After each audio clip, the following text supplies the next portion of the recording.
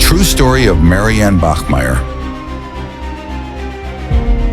In 1981, inside a quiet courtroom in Germany, a grieving mother reached into her handbag and pulled out a pistol. She took aim and fired. The man who had murdered her little girl, her name was Marianne Bachmeier. The world was stunned, but behind that single trigger pull was a lifetime of pain, of injustice, and of love. A mother pushed to the very edge. This is her story.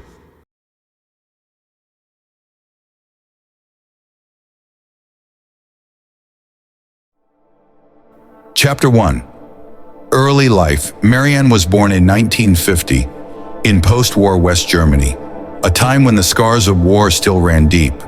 Her father, a former Nazi soldier. Her home, cold, strict, emotionally distant.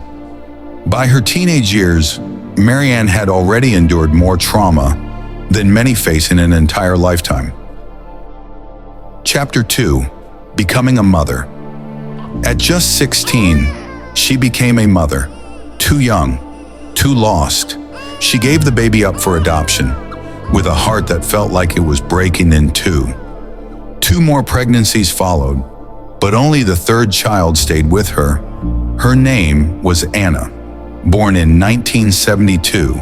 Bright, lively, curious, Anna was the light in Marianne's difficult life.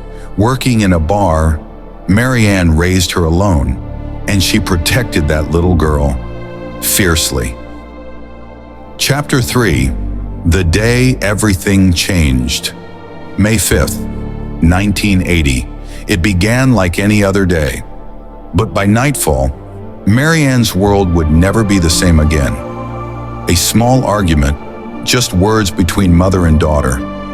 Anna decided not to go to school. She never came home. Instead, she went to the home of a man named Klaus Grabowski, a convicted sex offender, jailed before for crimes against children, and yet, somehow, walking free. Chapter 4. The crime. Grabowski held Anna in his home for hours. Then, later that evening, he strangled her with a pair of tights. They belonged to his fiancée. He placed her small body inside a cardboard box and left it by a canal. It was his fiancée who finally turned him in. When the police came, he confessed, just like that. Chapter 5. Grief and rage. When Marianne heard the news, her world shattered. Her only child, gone. Gone in the most horrific way imaginable. She sat in the courtroom. She watched him, Klaus Grabowski, calm, cold, protected. Protected by the same law that had never protected her daughter. Chapter 6. The shooting. The 3rd day of the trial, Marianne made her choice. In her handbag, a small pistol. She stood. She raised her hand, and she fired. Bang, bang, bang. 7 shots, 6 of them found him. Grabowski was dead instantly. Marianne dropped the gun and quietly surrendered. 7. The trial. As she was arrested, immediately, the public was divided. To some, she was a murderer. To others, a hero. After a year, the verdict came. 6 years for manslaughter. She served only 3. Chapter 8.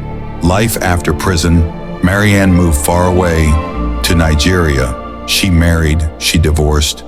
Eventually, she returned to Europe.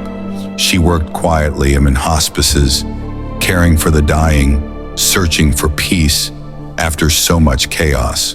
But fate was not done with her.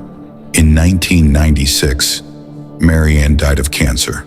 She was just 46 years old. She was buried beside Anna. Chapter 9. Legacy. Marianne Bachmeier never set out to be a symbol. She was a mother, broken by a system that failed her child. Her story forces us to ask, when the law fails, What's left for justice? Was she wrong? Or was she simply human? Some wounds never heal.